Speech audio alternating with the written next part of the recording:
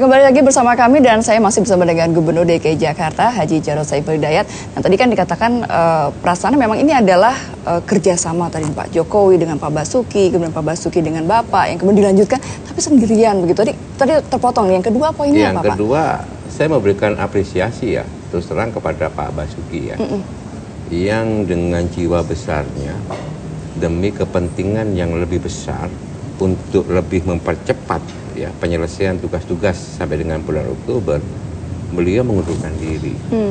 Inilah yang mempercepat proses ya, proses administratif untuk penetapan sebagai gubernur definitif. Ya, yang kemarin tanggal 15 ya Juni sudah dilantik oleh Presiden. Jadi kami beruntung menjadi satu kesatuan. Ada beberapa yang sangat strategis yang selalu kita diskusikan sama Pak Basuki. Ya, program strategis ini harus selesai tahun 2017. Sedangkan ada beberapa program yang memang tidak bisa selesai tahun 2017, ya, karena memang harus berlanjut sampai dengan 2018, 2019, bahkan 2020. Ya. Yang paling program-program apa nih menjadi prioritas 2017 ini harus selesai? 2017 yang harus selesai adalah tugas-tugas yang menyangkut legislasi. Legislasi menyangkut penetapan APBD perubahan, ya, tugas-tugas budgeting ya. 2017 ini harus selesai APBDP. Kemudian juga menuntaskan RAPBD 2018. Ini harus gitu ya. Ini jadi tanggung jawab kami. Ini yang menyangkut masalah budgeting. Dan ini semakin mudah karena kita sudah menggunakan sistemnya pakai sistem elektronik budgeting itu. Dan sekarang sudah berjalan dengan baik. Yang kedua adalah menuntaskan beberapa pekerjaan yang harus selesai. Contoh, kami harus selesaikan pembangunan Jack Grosir di Pasar Kramat Jati. Ya. Karena kita punya fokus betul kemarin untuk stabilisasi harga menjelang Lebaran. Ya. Kemudian lebih memperkuat pengelolaan Airpitra.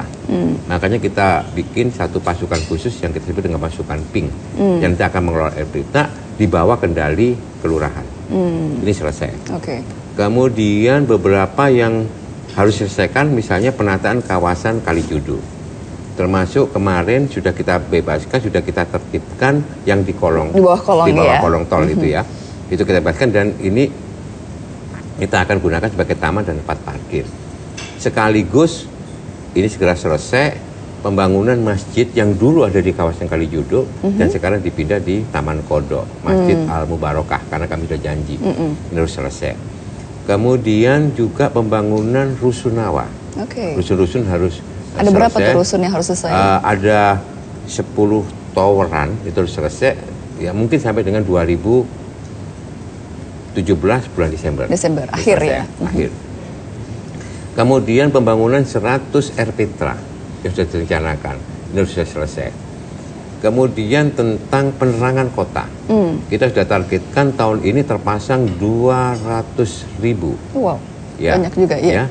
200.000 titik lampu baru dengan LED. Sekarang sudah terpasang hampir 140.000. Ini harus selesai 2017. Sehingga Jakarta betul-betul menjadi kota yang nanti betul-betul bercahaya terang. Kita akan ganti semua ya lampu-lampu yang lama yang memakan listrik energi yang sangat besar ya. Kemudian ini yang harus kita kebut sekarang ini. Sekarang yang belum selesai apa? Yang belum selesai terus terang satu, pembangunan LRT untuk sistem transportasi kita. LRT untuk koridor 1 Kelapa Gading sampai Rawamangun itu selesai 2018.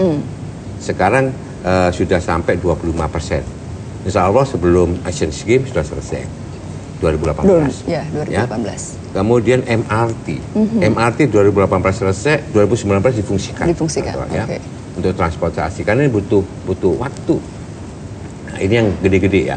Kemudian pembangunan venue menjelang Asian Games ya untuk velodrome dan equestrian itu 2018 selesai. Ini sebagai contoh-contoh beberapa program yang harus kita tuntaskan dan sebagai landasan untuk 2018.